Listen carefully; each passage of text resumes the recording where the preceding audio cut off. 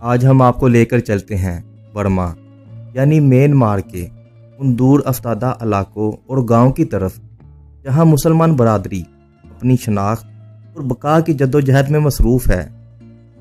یہ کہانی ہے برما کے ان مسلم دیہاتوں کی جہاں ظلم، نسل کشی اور بے چینی نے بے شمار معصوم جانوں کو لا کر رکھا ہے۔ آج کی اس ویڈیو میں ہم ان دیہاتوں کی زندگی کو قریب سے دیکھیں گے جہاں محدود وسائل، خوف اور بے یقینی کے ماحول میں بھی لوگ صبر و استقامت کے ساتھ اپنی زندگی گزارتے ہیں۔ تو آئیے اس دل کو چھو لینے والی داستان کا آغاز کرتے ہیں، جہاں ہر آنسو اور ہر درد ہمیں بتاتا ہے کہ اللہ کی رحمت ہر حال میں ہمارے ساتھ ہے۔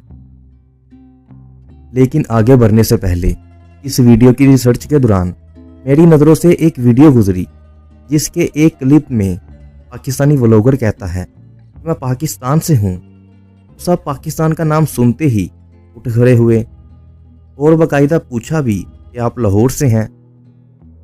اور اٹھ کے میں لاہور سے لاہوری جی اور ویسے بھی آج تک میں نے مسلم ولیج لائف سٹائل کی ڈاکومنٹریز پر جتنی بھی ویڈیو پہ ریسرچ کی ہے، اس سے مجھے ایک چیز کا احساس تو ہو چکا ہے کہ دنیا کے تقریباً تمام مسلمان چاہے وہ جہاں بھی ہوں، ان کا پاکستان سے ایک علیحدہ ہی لگاؤ ہے۔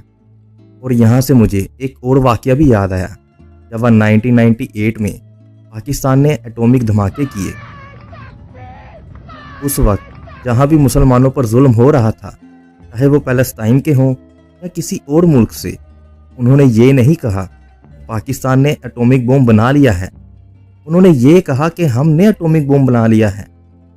یعنی انہیں فخر تھا یہ ایک ملک کا نہیں، پوری مسلم امہ کا ہے، اور اب کوئی بھی ان پر ظلم نہیں کرے گا کیونکہ پاکستان ہمیشہ کسی نہ کسی طریقے سے ہماری حفاظت کرے گا۔ لیکن ہم نے بس ایک دو لائن کی مذمت کے علاوہ کچھ نہیں کیا۔ تو چلیے ان سب چیزوں کو دل میں رکھ کر اپنے ٹاپک پر واپس آتے ہیں۔ برما کا کل رقبہ تقریباً 6,76,580 مربع کلومیٹر ہے۔ برما کی کل آبادی تقریباً 5,40,00,000 کے قریب ہے۔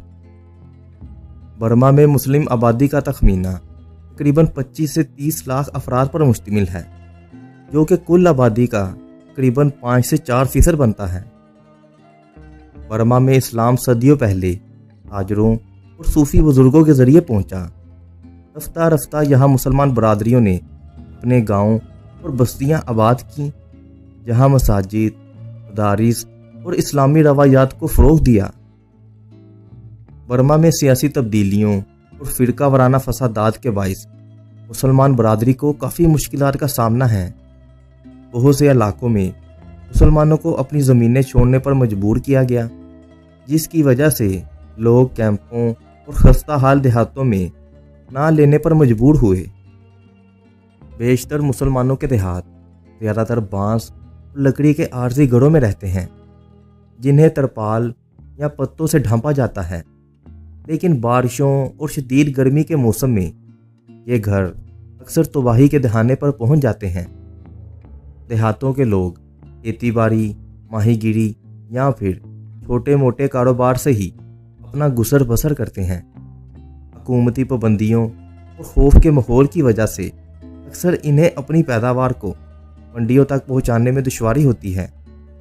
بہت سے علاقوں میں مسلمانوں کے بچوں کے لیے باقاعدہ اسکول یا مدارس بھی موجود نہیں، صحت کی سہولیات بھی ناکافی ہیں، اور لوگوں کو علاج کے لیے دور دراز کے شہروں میں جانا پڑتا ہے، جو اکثر خطرناک ثابت ہوتا ہے۔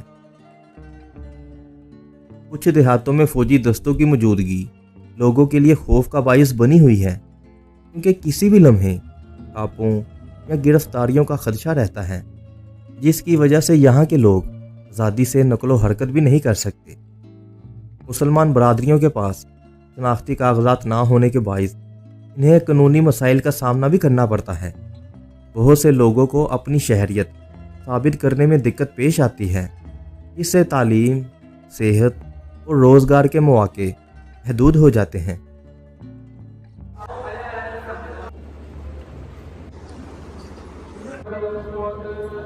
دیہاتوں میں موجود چھوٹی مساجد اور مدارس میں لوگ باجماعت نماز، قرآن پاک کی تلاوت اور بنیادی دینی تعلیم حاصل کرتے ہیں۔ یہ مراکز لوگوں کو روحانی سکون اور باہمی اتحاد کا احساس دلاتے ہیں۔ رمضان المبارک، عیدین اور دیگر اسلامی تہواروں کو انتہائی سادگی لیکن محبت کے ساتھ منایا جاتا ہے۔ شادی بیاہ اور دیگر خاندانی تقریبات میں بھی اسلامی روایات کا لحاظ رکھا جاتا ہے۔ کچھ بین الاقوامی تنظیمیں غذائی امداد، بھی سہولیات اور تعلیمی سامان فراہم کرنے کی کوشش کر رہی ہے۔ میڈیا اور سوشل میڈیا کے ذریعے بھی لوگوں کو برما کے مسلمانوں کی مشکلات سے آگاہ کیا جا رہا ہے۔ اور آخر برما کے مسلمانوں کے ساتھ ایسا غیر اخلاقی رویہ کیوں ہے؟ تو آئے برما کے مسلمانوں، خاص طور پر روہنگیا کمیونٹی کے مسائل اور ان کے خلاف ہونے والی نسل کشی کی تفصیلی تاریخ اور حقائق پر روشنی ڈالتے ہیں۔ روہنگیا برما کے رخین ریاست میں قدیم طور پر بسنے والی مسلم اقلیت ہے۔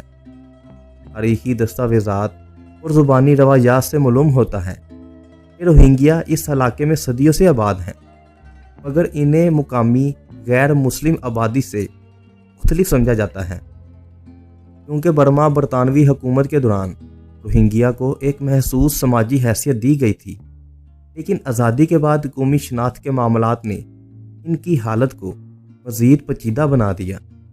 برما کی حکومت نے روہنگیا کو غیر ملکی قرار دے کر ان کی شہریت سے ہی انکار کر دیا، جس سے بنیادی حقوق کی پامالی شروع ہوئی۔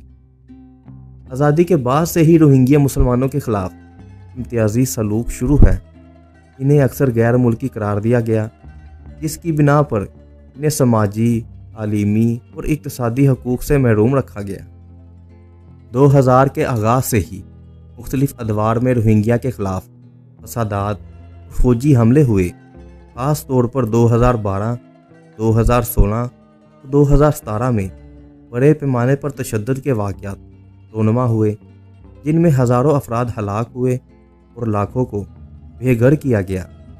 ان حملوں میں روہنگیا کے گھروں، مساجد اور مدارس کو نشانہ بنایا گیا اور بڑے پیمانے پر نسل کشی بھی کی گئی۔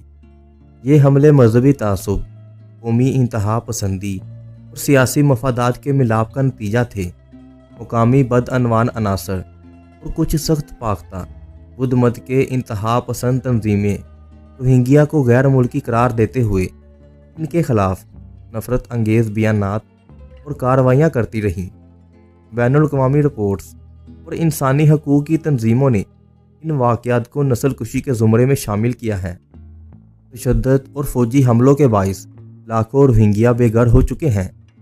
ان میں سے اکثر نے پڑوسی ممالک، خاص طور پر بنگلہ دیش میں پناہ گزینی اختیار کر لی ہے، جہاں ان کے لیے اور شدید مشکلات پیش آتی ہیں۔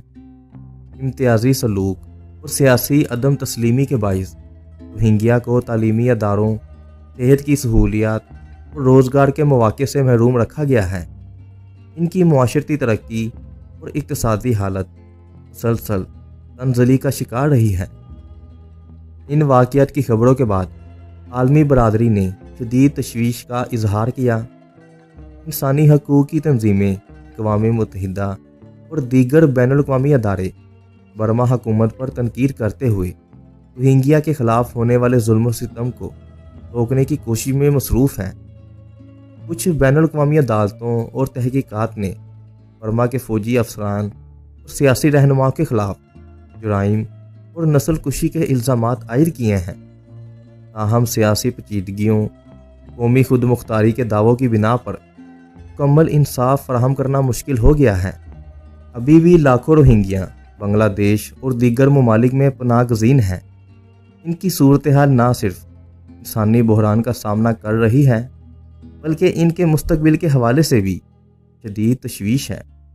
اگرچہ حالات نا امید کن ہیں، بین الاقوامی مدد، قانونی کارروائی اور انسانی حقوق کی آوازیں ایک مثبت تبدیلی کا امکان پیدا کرتی ہیں۔ عالمی برادری کو چاہیے کہ وہ برما حکومت پر زور ڈالے کہ وہ روہنگیا کے بنیادی حقوق کو بحال کرے اور اس نسل کشی کے سلسلے کو روکنے کے لیے ٹھوس اقدامات کرے۔ برما کے مسلمان، خاص طور پر روہنگیا کی داستان ایک دردناک لیکن حقیقت پسندانہ حقیقت ہے۔ یہ داستان ہمیں یہ سکھاتی ہے کہ مذہبی اور نسلی امتیاز کس طرح ایک انسانیت کے بڑے المیے میں تبدیل ہو جاتا ہے۔ ہمیں دعا کرنی چاہیے کہ اللہ تعالیٰ اس مظلوم قوم کو انصاف عطا فرمائے اور دنیا بھر میں انسانی حقوق کی حفاظت کے لیے ہمارا عزم مزید پختہ کرے۔ اگرچہ حالات مشکل ہیں، لیکن یہاں کے لوگ اللہ پر بھروسہ رکھتے ہوئے بہتر مستقبل کی امید میں زندگی گزار رہے ہیں۔ اگر آپ کو یہ ویڈیو معلوماتی اور متاثر کن لگی ہو تو اسے شیئر کریں تاکہ اس اہم مسئلے کی عالمی سطح پر آگاہی بڑھائی جا سکے۔ اور یہاں پر کرتے ہیں ویڈیو کا اینڈ۔ ملتے ہیں اگلی ایسی ہی معلوماتی ویڈیو میں، تب تک ہمارے چینل کی دوسری ویڈیو دیکھتے رہیں۔